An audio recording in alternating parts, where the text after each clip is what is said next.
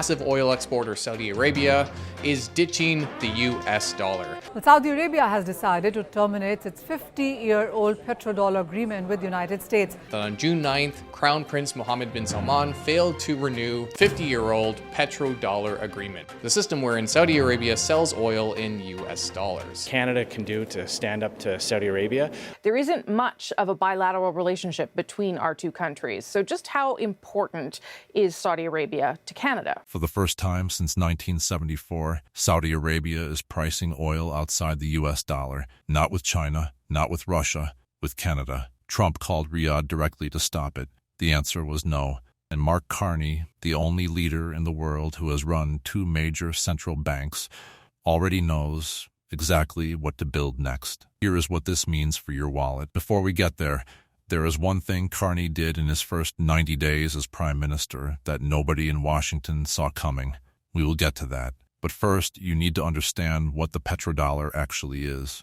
Because once you do, what Canada just did makes complete sense. Saudi Arabia has been moving for years. Its sovereign wealth fund, the Public Investment Fund, manages over. It has been shifting that money away from dollar assets.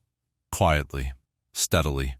Saudi Arabia has the oil, it has the money, it has the motivation.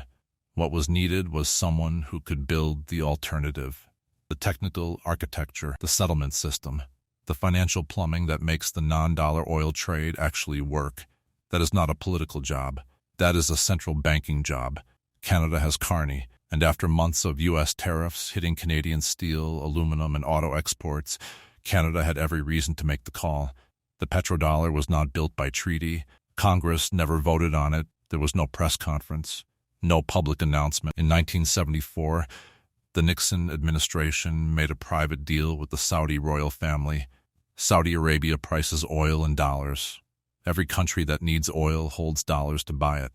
In return, the U.S. provides military protection. The other OPEC nations followed.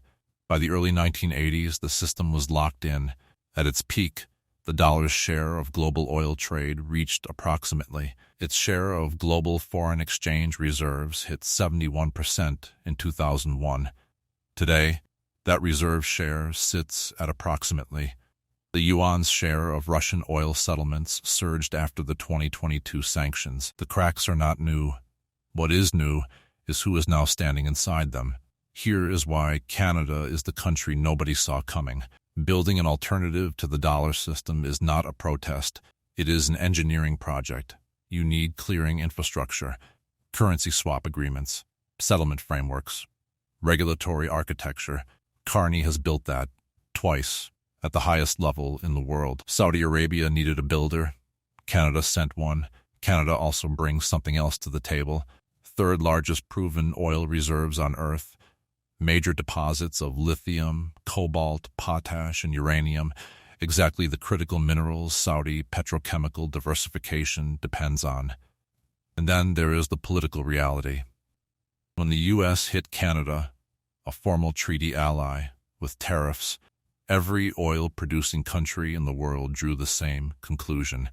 If the dollar system can be used as a weapon against a friend, it can be used as a weapon against anyone. That is not an emotional reaction. That is risk management. Here is the number that matters. The petrodollar creates permanent global demand for U.S. dollars. Countries need dollars to buy oil. They store those dollars in U.S. Treasury bonds. That demand keeps American borrowing costs low. When that demand drops, Treasury yields rise. And when Treasury yields rise, everything else rises with them. Mortgages, car loans, business credit. The Federal Reserve has modeled this. Pushes through to mortgage rates within 2 to 3 quarters. On a $400,000 home loan, that is approximately every single month. That is not geopolitics. That is your monthly payment. For Canada, the picture is different. A weaker dollar makes Canadian exports more competitive. A Canadian role in non-dollar settlement infrastructure elevates the Canadian dollar in a way it has never been elevated before, and it hands Carney direct leverage going into CUSMA renegotiations. Trump's team knows this. That is why the call to Riyadh happened, and that is why the answer matters.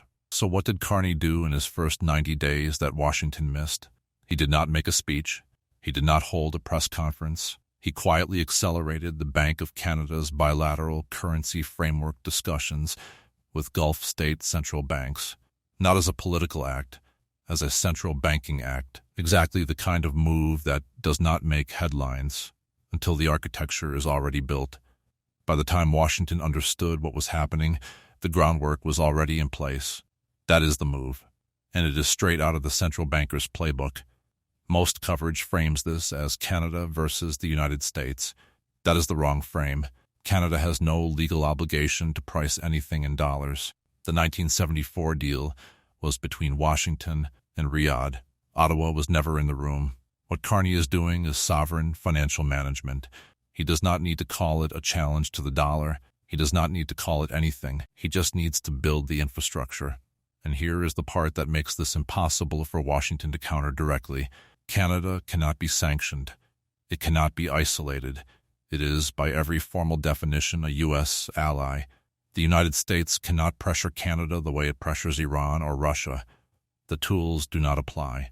So the White House is left with one option: phone calls. And we already know how that ended. The British pound was the world's reserve currency for 150 years.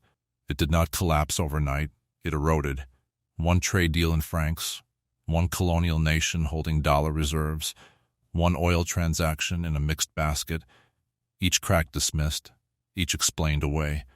Then, in the late 1940s, the tipping point. The transition happened faster than anyone had modeled. The dollar has advantages the pound never had: deep capital markets,